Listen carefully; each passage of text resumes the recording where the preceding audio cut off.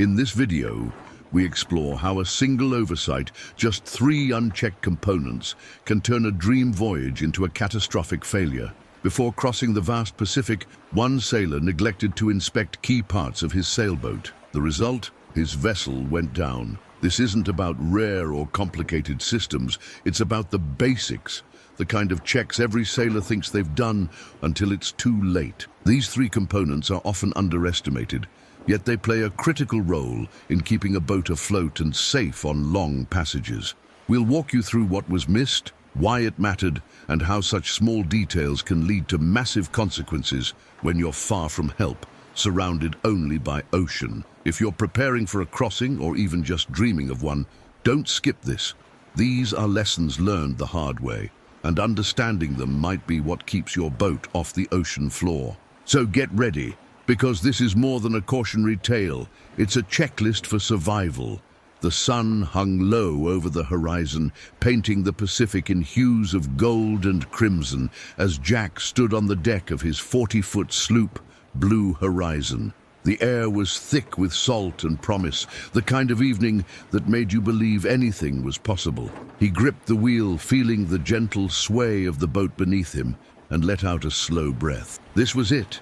His dream, years in the making, to sail solo across the Pacific from San Francisco to Hawaii. The open ocean stretched endlessly before him, a vast, untamed expanse that both thrilled and humbled him. At 42, Jack was no stranger to the sea. He'd spent decades sailing the California coast, navigating through fog and squalls, but this was different. This was the big one, the crossing he'd told everyone he'd do someday. Now someday was here, and the weight of it settled in his chest like a stone. Jack ran a hand through his salt-streaked hair, scanning the deck. The sails were neatly furled, the lines coiled, and the provisions stowed below. He'd spent weeks preparing, stocking food, charting routes, checking the GPS and radio. His old friend Mike had stopped by the marina a few days ago, leaning against the dock with a skeptical look. "You sure you've gone over everything, Jack?" he'd asked, squinting at the boat. "Every nut, every bolt?" Jack had laughed, waving him off. "She's solid, Mike. I've got this." He'd been so confident then, so sure of himself. The Blue Horizon was his home, his sanctuary. He knew her quirks, her creaks, her strengths. What could go wrong? The first few days at sea were everything he'd imagined. The wind was steady, pushing Blue Horizon along at a brisk 6 knots. Dolphins danced in the bow wake, their sleek bodies glinting in the sunlight. At night, the stars were so bright they seemed to pulse, a celestial map guiding him west. Jack felt alive, untethered from the world he'd left behind. His desk job, the endless emails, the nagging sense that life was slipping by. Out here, it was just him and the ocean, a perfect harmony.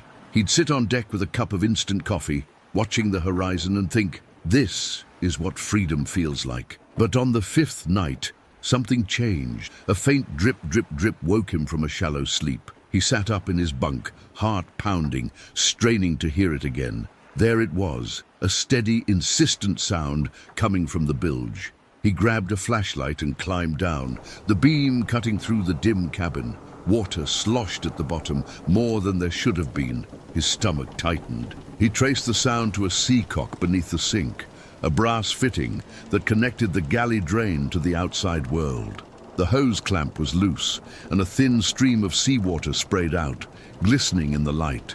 Jack cursed under his breath. He'd meant to check all the through hulls before leaving, but he'd been so focused on the big-ticket items, sails, rigging, electronics, that he'd skipped the smaller details. He tightened the clamp with a wrench, the drip slowing to a stop, and exhaled. Crisis averted. For now. The next morning, the sea was restless. The wind had picked up, whipping the waves into frothy peaks.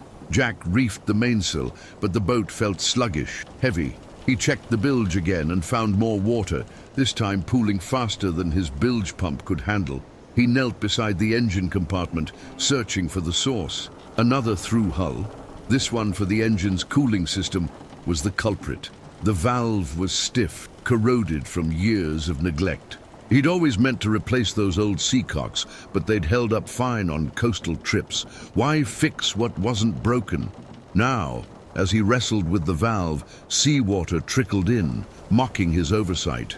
He managed to jam it shut, but the effort left him shaken. The ocean didn't care about his confidence, his experience. It was watching, waiting for another mistake. By day 7, the weather turned ugly. A low-pressure system rolled in, bringing 30-knot winds and waves that towered over the deck. Blue Horizon pitched and rolled, her hull groaning under the strain.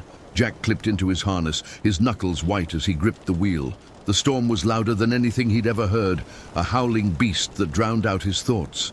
He was exhausted, his eyes burning from lack of sleep, but he couldn't afford to rest. He kept replaying Mike's words, every nut, every bolt. Had he missed something else?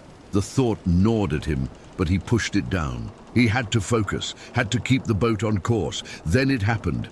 A sickening crack, sharp and final, cut through the storm's roar. The wheel went slack in his hands, spinning uselessly. Jack froze, his mind racing. The rudder. Something was wrong with the rudder. He scrambled below, the boat lurching beneath him, and shone his flashlight into the steering compartment. The sight made his blood run cold. The rudder shaft, a thick steel rod that connected the rudder to the wheel, was sheared clean through. Water poured in through the broken seal, a relentless flood that was already up to his ankles. He grabbed a bucket, bailing frantically, but it was like trying to empty the ocean itself. The rudder bearings, he realized, must have been worn out, weakened over years of use. He'd never inspected them, never even thought to. They were hidden, out of sight, out of mind. Now they were his undoing. Jack's heart pounded as he radioed a mayday, his voice steady despite the panic clawing at his chest. "This is Blue Horizon. Blue Horizon. I've lost steering and I'm taking on water. Position 32 degrees north, 140 degrees west. Request immediate assistance." The Coast Guard responded, but they were hours away, maybe days. He had to keep the boat afloat until then. He stuffed towels and rags into the hole where the rudder shaft had been, slowing the leak, but the water kept coming. The bilge pump whined, overwhelmed. He worked in a daze, his hands trembling, his mind replaying every decision that had led him here. Why hadn't he checked the rudder? Why hadn't he listened to Mike? The storm didn't let up. If anything, it grew worse, the waves slamming into Blue Horizon like fists. Jack was soaked, shivering, his body pushed to the limit. He thought of his daughter, Lily, back in San Francisco. She'd been so proud of him, her eyes shining when he told her about the trip. "You're gonna be a legend, Dad," she'd said, hugging him at the dock. The memory cut deeper than the cold. He couldn't let her down. He wouldn't. But the ocean had other plans. On the 9th day, as the storm began to ease, Jack noticed something new. A subtle tilt to the boat, a list to starboard that hadn't been there before. He checked the bilge, the through hulls, the rudder compartment. Everything was holding, barely. Then he saw it, a faint crack in the hull near the keel, where the boat's weight rested on its lead ballast. His breath caught.